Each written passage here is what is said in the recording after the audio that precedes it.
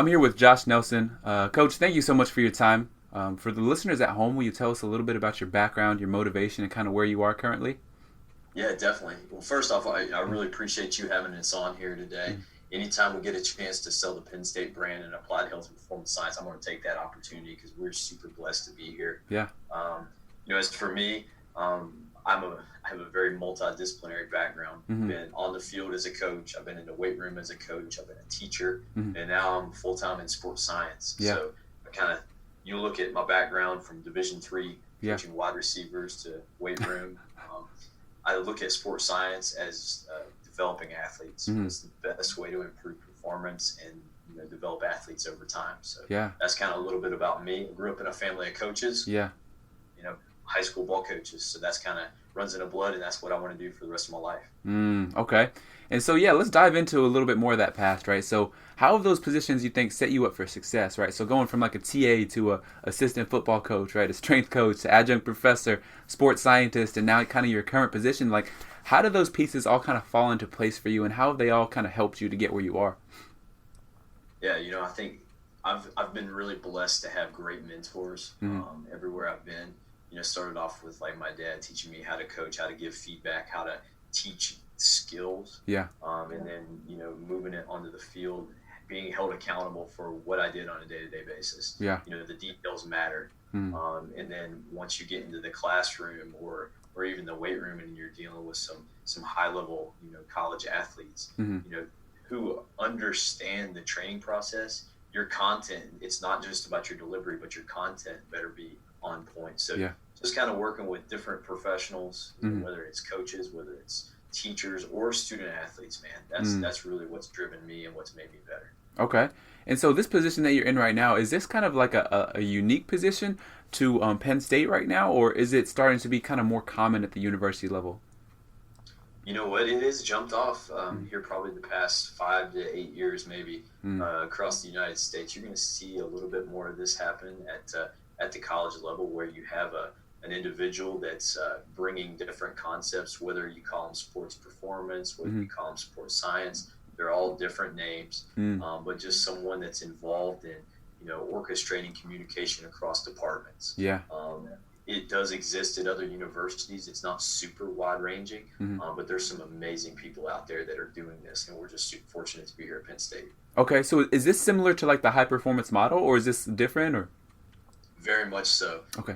Very much like the high performance model.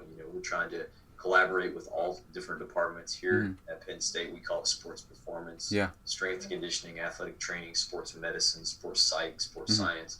Just organizing all these different departments to Yeah. get us out of our office and Mm-hmm. talk Yeah. and work toward development. Yeah, that's awesome. Okay.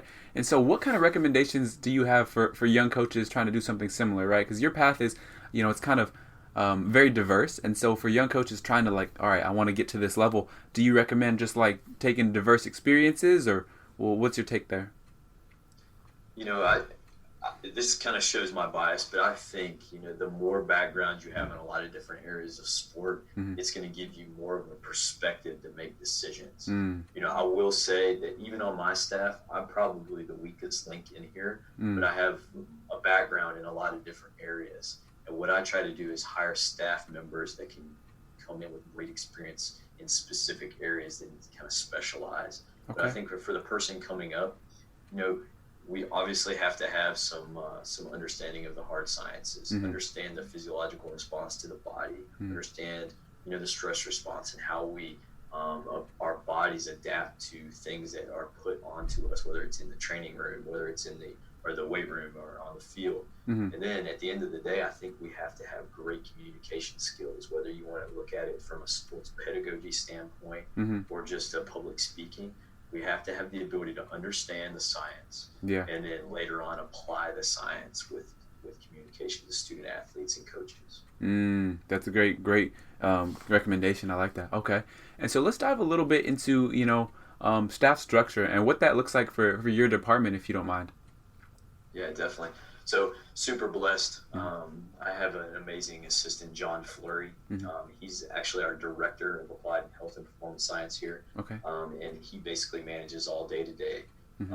Everything from all of our technology systems that we use here in the lab, to out on the field in the weight room with what we're doing with wearables, monitoring, and long-term testing. Yeah. He manages that. We work together at Baylor University, and he's got a great experience, at the NFL level, other universities. But he's our main man. He's going to handle all the day-to-day. I'm handling a lot of administration, going to high-performance meetings, talking, communicating, working toward building our educational program. And then we have an assistant, part-time assistant level, that works with a lot of our field sports, again, much like John on the day-to-day. And then we have an army of interns. Yeah. Here at Penn State, our kinesiology program is unbelievable. So we've worked to establish a link there, and we've got them on staff here, and they kind of manage some of our Catapult systems, work with other coaches on campus. And basically our goal is to create an army of developing sports scientists that understand different areas of sport, understand coaching, and can apply them later on, and then move away from Penn State and go take jobs. Yeah, that's awesome. Okay, so let's talk a little bit about the day-to-day, right? Because many people, including myself, I'm not really sure what that would even look like. So for you, what does that day-to-day kind of look like? Yeah, a lot of meetings. I think early in the day. All the fun stuff, right? That's right, yeah. I think early in the day, we're either going to come on campus and go to a training session. It could be at a weight room. It could be in the indoor facility. We're going to just kind of be present. We're going to look at what's going on training. We may support a team that may have personnel down that may be running a technology system. We're going to check in with people that are running those systems. We may look at coaches, have conversations with them regarding maybe what their needs are. I think that's the burning question every day. We try to ask, more than we tell. So, how can we help? What is out there that we can do for you? And then we move to that. After that, bounce around to some different meetings, try to get out on campus. And then we just try to study what's going on across our sports. Yeah. Okay. And so you talked about, how you guys kind of help connect, multiple different areas, even across campus, let alone, the athletics department. And so what does that look like, and how are you kind of able to, work with athletics, academics, like stakeholders and sports science, like all that kind of stuff? Like, how are you able to connect all those in one kind of holistic, I guess, a day, or get something like that? I don't even know how to phrase it, right? Yeah. A lot of hustling. Okay. A lot of moving around. Yeah. In the past 6 months, I've tried not to say no to too many things. Yeah. If someone wants to, have a meeting, if somebody wants to talk, if somebody wants to have a podcast, I think just try to sell the program. Yeah. And that's kind of how we've evolved into having relationships with campus. Up at kinesiology, especially last semester, after my morning meetings, training sessions, I would try to be out on campus and just cultivate those relationships. That's how we build our internship program quickly. Just try to get out and show that we can collaborate, show that we're interested in collaborating. And then as questions pop up, like I said, we're not subject area masters in everything. But what we want to do is have a big network. So if we have a question, we know who to go to. Yeah, and that's the best way to have it, right? Have your people that you can refer to. Absolutely, no question. Yeah, I love it. Okay, and so let's talk about the actual technology, right? So at Penn State, what kind of technology do you guys have, and what is utilized most often? Yeah, we're super fortunate here. We have great sponsorship and support from our administration staff. Sandy Barber, our athletic director, she is huge in the sports performance community. When she was at California, she built one of the first sports performance models. And then our direct report, Charmel Green, she's in charge of all areas of sports performance here at Penn State. Okay. We have great support. So we do have a lot of different technologies. I think depending on the sport, you're going to use different ones. Naturally, The majority of our field sports will use Catapult, as do our basketball teams. Okay. We do use force plates. We're really working toward developing profiles for our athletes in regard to how they produce force into the ground. And then tailoring training to that. We work on basically just monitoring everything around the experience. Some of our teams use different sensors that are specific to that sport, but at the end of the day, it's a data set. And we try to look at that data set and then make a decision off of it and see how it fits into the whole. I think we get in trouble when we look at one piece of technology as an end all be all. Mm-hmm. It's a stream of information, Mm. and we need to find a way to reduce that down to something we can make a decision on. Okay, and so a little bit of a tangent, right? So a couple things. So first, do you guys ever have trouble? So you said, some of the court sports using Catapult. Do you guys ever have trouble with that since it's more of a GPS monitoring, or have you found issues like indoors running that kind of system, or what are your workarounds, I guess? Yeah, so our GPS system, our Catapult system with our men's and women's basketball teams, we use the T6 monitor with those guys. Okay. And you're right, it does not have GPS capabilities. We're indoors in the Bryce Jordan Center. But what we do there is look at player load. We look at IMAs, which are independent of using satellites. Okay. So our player load and player load over a minute will give us an overall sense of the volume and intensity of the day, and then we can look a little bit more specifically at the change of direction, accel, decel, IMAs that they call it. Okay, awesome. So yeah. we do have workarounds. Yeah. As we move forward, that may be something that we can do in regard to developing. They do offer a system for indoor, and that's something we're probably going to expand into the future. Yeah. But right now, we do have workarounds. How we use that. Yeah, naturally. Okay. And then this is kind of a more of an aside, but what would you say, right? So sports science, it's still a little bit, I guess, esoteric in terms of like definition. And so the strength coaches, that are just using data sets, we talked about some data sets and stuff, that are calling themselves sports scientists. How do you feel about that? And what do you think the direction of that as a whole is going? Yeah, I think it's everybody has their own definition of what sports science is. I think probably mine is a professional that studies the sport and studies athlete development. I think that's the neatest thing, and it's what drew me to this position. Is it's not just sports science in a lab. The title itself, Applied Health and Performance Science. Yeah. We're very multifaceted. Have a wide reach. We talk everything from health to overall development of physical skills, physical capabilities, and then the cherry on the top is the 1% improvements that we get from using data to impact that performance. So, I think our sports science model may be a little bit different than other people's that are more, retest oriented. Yeah. But I think we have a wide-ranging sports science field here. Okay, so essentially it can mean multiple things to different people is kind of what you're saying, right? I think it does. If you look at the scope and the landscape, especially in the United States in the college scene, I don't think there's any two so-called sports science or performance science units that are the same. And it's definitely nothing. The one here at Penn State is much different than the infrastructure we had set up at Baylor. It just is. I think it depends on the need of the university, the interest, and I think the skill set of people that are already there. So. Yeah. No, that's a good point. I think that's another important thing to keep in mind, right? When people are actually trying to key in on definitions, because we want it to be one finite thing, but it's hard because it's this ever changing thing, right? It's kind of like water; it ebbs and flows in different areas. So, absolutely, I like that. Okay. And so getting more back into like more of the practical side of the training, right? Do you have any recommendations for, this is a very general question, but do you have any recommendations for like initial assessments, like using tech, or some things that would be helpful to monitor if people are looking to implement some type of tech? Yeah.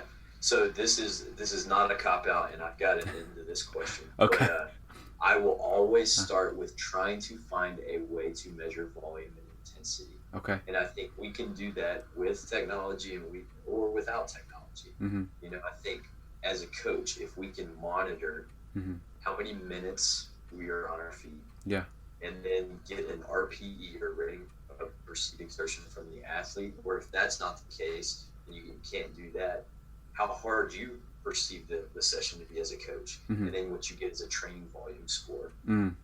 That's your first layer of information I would start with. Okay. After that, you start to add different data streams that may make sense for that sport.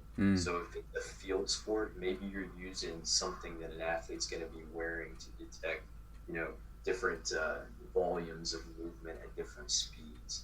If you're more of a jumping sport, maybe you're working with a system that's going to analyze how many types of ground contacts you have or how many jumps you have. If you're producing force, I think the force plate is a great tool because it can really look at how you put force into the ground. Are you more of a strength athlete? Are you more of a power athlete? Tailor your training there. But at the end of the day, I think it depends largely on the sport. The infrastructure that you have set up within your staff. I think the biggest failure that we can have is implementing a wide range of technologies and monitoring tools and not being able to sustain it. So starting small is always huge for me. And then one thing that I always keep in mind, and I'll tell you, I have conversations still with my dad about this, but at the end of the day, what does your coach's eye tell you? You know, I have a massive data set, but if we're not always trying to develop our coaching eye by attending practice, listening to the sport coach, maybe even watching film, I think we're doing ourselves a disservice. So it's kind of a roundabout way to answer that question. That's kind of how people will do it here. No, I like that though, because I think it's holistic, right? It's a holistic answer. So it's not just like one thing, like a finite. It's like you have to take into account many different factors, and you have to get to know your population a little bit, right? Right. Yeah, so I think that's always an important point that I think people miss, right? Because when they're Google searching or calling people or whatever, it's like they want one specific answer so they can say, "Oh, check that box, right? This person uses this. That's what I'm going to use." Like, you know, but it's not that simple. And so, okay, and then moving forward a little bit, right? So, in the future, say I'm not sure, necessarily what your goals and kind of end goal for career are, right? But say that you're in a position where now you're doing a little bit more of the hands-on again. What kind of management for load would that look like for you? So say we're going, field or court sport, because we talked about Catapult with that. How would you use that kind of data to, let's say, run an in-season model, right? How would the recovery kind of stuff look compared to the off-season, and just some factors like that? Yeah, I think it depends largely on what are the demands that I'm going to see in a game. Whether that's as a team, whether that's for each individual position, and then I try to work backwards as best as I can. And not just looking at the week either. Laying it out as simple as you can on an annual plan on an Excel spreadsheet. These are my periods that are going to be really tough during the season. Okay, I need to tailor my training to look like this. Or these games are going to be on the road on turf at night with minimal recovery. Following the previous week. So maybe I need to adjust that. Then I'll look back at the individual week and be like, I want to put a percentage of volume on this day and this day. And these 2 days are going to be focused on, half field, or open field running to maximize over high speed distance, or I'm going to have a goal for every single day across that week leading up to a game. And then on a day-to-day basis, when I'm looking at that in that practice show, maybe it's just having a conversation with the coaching staff, knowing exactly what they're going to be doing, having conversations with the athlete, testing them on a day-to-day basis, whether it's from Catapult, whether it's from our force plate, and then making subtle changes to practice where we need to there. Keeping the big picture in mind, and then slowly working down through the day within the week. Okay. And so this is kind of, again, off the beaten path of our conversation, but I think in many ways, like, for example, field sports or like soccer, right, I think it's more highly developed, but in many ways it's less highly developed, right? And so what I mean by that is I think the training infrastructure at the pro level in terms of how they integrate, their fitness coach with their coaching staff and structuring of the training, I think that's, money. I think a lot of sports can take a lot from that. And then in terms of like the actual research, in terms of like accumulated distance load, things like that, right? Is there anything like that you found for court sports in terms of like accumulated distance or mileage or anything for basketball conditioning, or for example, in soccer there's tactical periodization. I don't know if there's anything like that in court sports. Have you found anything that kind of equalizes that though for those? Yeah, we use tenets of tactical periodization across all of our sports. I think what an amazing concept, because it's planning. It's looking at the game model and it's breaking things down and having goals within days. For our core sports, we don't use distance yet.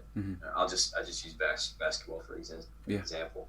We don't use distance, but we'll use player load. So what's the accumulated player load for a team? What does that look like for our coaches' practices. Yeah. And it may be different for everybody, Mm-hmm. but then just kind of working backwards. What does the month look like? Yeah. I think we always talk about tolerance too. Yeah. What kind of tolerance do our athletes have toward specific demands, whether it's we're looking at player load, time on feet, or just a distance measure. Yeah. And then looking at changing that over time. But tactical periodization is something we've been really getting into recently. I think you can take that across all sports, whether it's a team sport, whether it's a striking sport, whatever it may be. Yeah. No, I agree. And it's amazing to me that, again, a sport that I think that the culture of training in terms of like physical preparation it has some way to go, right? But then you look at the, like, again, the infrastructure, like the top level, and you're like, wow, like they're actually really keyed in on some of this stuff. Do you have any I guess guesses on why that might be so? Within the field sports? Yeah. Mm-hmm. Or I think a lot of it has to do with other countries have really taken the lead on a lot of this. Yeah. And a lot of it has to do with the sports that they kind of started with. If you look at soccer, if you look at rugby, overseas, I think they've done an amazing job of really going into that. And I think a lot of it has to do with being open-minded. Mm-hmm. Some of it may be from the structure of how they have it set up within the academy style progression, but also the open-mindedness of everyone within an organization to think about the development, thinking about goal-oriented development, and how you're going to strand that across the way. But what a concept. Right. And I think it's something we can all learn from. Yeah. And then even kind of with that, right, so talking about load, in terms of parameters, do you guys do a lot of stuff with like strain and monotony, or do you more stick to like the load for this instance? Yeah. I think monotony of strain and looking at that over the course of a season is important. It kind of goes back to the way our bodies handle stress. Okay. Sometimes Robert Sapolsky's book, Why Zebras Don't Get Ulcers, is one of my all-time favorites. But it basically talks about, our bodies are fascinating things, but it doesn't discriminate stress from one thing to another. My body's going to have elevated heart rate. It's going to have hormone release. My vision's going to become more acute, no matter if it's somebody comes and hits me in the back of the head or if I have to study for a test. There's a stress response that's occurring inside my body. So with us, as we're thinking about planning, you talked about monotony of strain a second ago. If I keep everything the same so much, it can actually lead to a more stressful situation for an athlete. Maybe a decreased motivation to train, maybe just a overall burnout or potential for injury. So just thinking about that concept and teaching coaches, it's okay to vary things, whether it be time on feet, practice structure, organization of periods, and how they align within a practice shell. And I think all of that can come into play. Yeah, I like that. Okay. And so diving into more of the end segment here, right, in terms of professional development, what kind of resources have really, helped you in terms of, your thought process or just professional development in general? Yeah, so I break professional development into three different areas. Okay. One is formal learning. So that's like, if I were to go to a clinic, a conference, an Altus course in Arizona, something like that, that would be formal education. I go down, I bring my notebook, and I'm going to learn from someone that's more capable than me. There's some really great things from that. You can deliver formal education to a lot of different people. But there's also some negatives to that because it's just one speaker, and it's oftentimes just one way. Then there's informal learning. That's kind of like what we're doing now. We're just kind of chopping it up, talking. At conferences, you go out and hang out with some people that you hadn't seen in a while. You go get some food, talk in the hallway. Just the day-to-day interaction, that's informal. There's some positives with that because, it's one-on-one. And there's oftentimes no walls built up. But there's some negatives to that because you really don't have a plan for what you're learning. It's just by chance. And then the last one is non-formal. So non-formal is just like every single day I come to work here at Penn State is a learning opportunity. And boy, let me tell you, the past 6 months, I've learned more here at Penn State than I have in the past 10 years. Wow. Just every single day learning something new. Yeah, that's huge. Okay. No, that's phenomenal. I love that. And then in terms of like, right, let's say the formal, right, and the conferences and maybe books and stuff, is there anything that sticks out to you in terms of like what you say, like one or two references that were like, wow, this really helped me in my thinking? Yeah, I mean, I think just principle-based thinking. Yeah. I think some of those things within, it's not even really in our field, but some of the Ray Dalio things where he's thinking about, thinking bigger picture, systems-based learning, systems-based thinking. Yeah. I'm not thinking about one thing. I'm not even thinking about today. I'm thinking about how it all fits together. I think those are super, super important. Yeah. As far as conferences, as far as like preference for me, I like smaller conferences. Okay. Jason Bradford here on staff, he's our baseball strength coach, and Cam Davidson here with hockey, both talked about the Juniata Conference, which is a small place here in Pennsylvania, being such a great conference. Yeah. I'm going to be at that one. Yeah. I'm going to be at that one. I think there's so much that you can get from just small conferences because it increases the amount of time you're going to talk to people. Yeah, that's awesome. Okay. And then moving into the very last part here, right, some more stuff on you specifically, right? So if you have any, what are some quotes that you live by? Oh, wow. Huh. Oh, it was a tough one. That is a tough one. Someone, I won't mention who, but in sports science, a lot of times we can get really fancy. Yeah. It's really easy, especially at big universities, at the professional setting, whatever it is. We have a lot of toys, a lot of gadgets. Yeah. But at the end of the day, you got to keep it ugly. Yeah. I think if you keep it ugly, you can get the job done. So never lose your edge and always kepe it ugly. Yeah. Okay. So in contrast to that, right, what is the best advice you've ever been given? Yeah. Oh boy. Don't know if this is the best advice, but it's something that has really resonated with me a lot recently, is staying in our lane. I think it's easy, especially as we kind of get up the chain to, try to go outside of our lane. Yeah. Maybe even say some things that maybe not our responsibility. I think as we go up, making sure that we're doing what we're supposed to do and be great at what we're doing and support everyone else. I think that's huge. Yeah, and I think, to speak on that, I think especially with, strength and conditioning, a coach gets a certification. Now you think you've studied your whole life in that thing, right? For example, I think PN1 is a fantastic certification. I think there's a lot of good to come of it, but a lot of people get that and then now they want to, give nutritional stuff, and you're like, all right, this is just to give you more of an understanding, right? You're not a dietitian, like, stay in your lane. So yeah, that's that's a great example. I think I believe food and nutrition is one of the most invaluable resources on a college campus, because it's fuel and it's fellowship. It's an opportunity for kids to get together. I am not a dietitian, and I will never give nutritional advice because I'm not an expert there. Yeah. It's funny. I think those two specifically, right? Strength and conditioning and dietetics, right?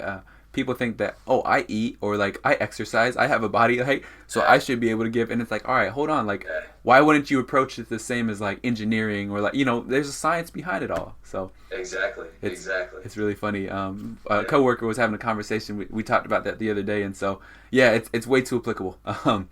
But it really is. Yeah, moving forward with that, right? So in contrast, yet again, so what is the worst advice you've ever been given?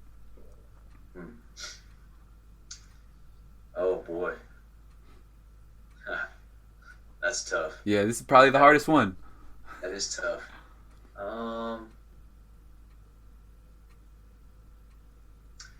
That's really tough. Okay. I guess maybe not the worst advice, but just, being young and, just trying to listen and try to do everything. I think don't specialize too early. Be involved in a lot of different things and just develop a wide skill set. Don't feel like you have to be a specialist, especially early on. Yeah. Get a great foundation, get a great set of skills, and be able to do a lot of different things. Then later on, you can specialize. Yeah. No, that's actually good, because I think, that's the advice of a lot of people, where like sport coaches will tell strength coaches, you got to specialize, right? And then, young strength coaches, next thing you know, they specialize their first job, then they realize they actually don't like that sport, right? Right. Wild. Yeah. It's wild. So, okay. Yeah. And then moving into the very last question here. So what are some projects that you're currently working on, and how can people kind of reach out to you and follow your journey? Yeah, I'm working on several different things. Okay. One is just kind of studying different types of games, Yeah. quantifying the demands of what different games and what the different positions look like. You brought up tactical periodization. That's something that's continues to come up in what I'm doing. Yeah. Just trying to find ways to improve my personal communication skills. I think I gotta continue to grow as a professional and how to be able to talk to physicians, coaches, student athletes. I have to grow there. Yeah. So just finding ways to do that, and then just keeping my everything sharp with staying abreast of what's coming out in the literature and talking to great people. Yeah, awesome. And then how can people kind of reach out to you?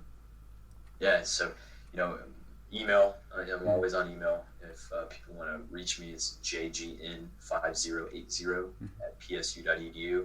I'm on social media, both Twitter and Instagram, as Dr. Coach Nelly. I'm pretty active on there as well. I really try to use social media as a platform, really not for myself, but just to share content with, regarding health and wellness, performance. I think social media, whether it's YouTube, Twitter, Instagram, is one of the most powerful educational tools there is. Yeah. Oh man, I mean, think about the reach. Yeah. Think about how quickly you can have that. I do think, unfortunately, that sometimes that I know I've done this. I've been at fault at this too, but using it for promotional self-promotion. For sure. I think if we think about it as education, everything we put on there is education, not pushing other people, not being negative, but if we can use it for positive education, man, what a tool. Yeah. What a tool. Yeah, I agree. And then, for the listeners at home, I assure you that's his real email address. When I first got it, I was like, I'm going to get a virus. Like this is something crazy. It's Penn State is huge. Yeah. There's so many people here. Okay. And the email addresses do look encrypted. Yeah. It's true. It's my email. That's hilarious. Awesome. Well, Coach, thank you so much for your time. This has been fantastic. Always great to connect with another, high-level thinker, people that really just want to push the profession forward, get better, and make everyone around them better. So once again, thank you for your time, and looking forward to connecting again soon in the future. Yeah, thanks a lot. I really appreciate you having me on here. It's been great. Awesome.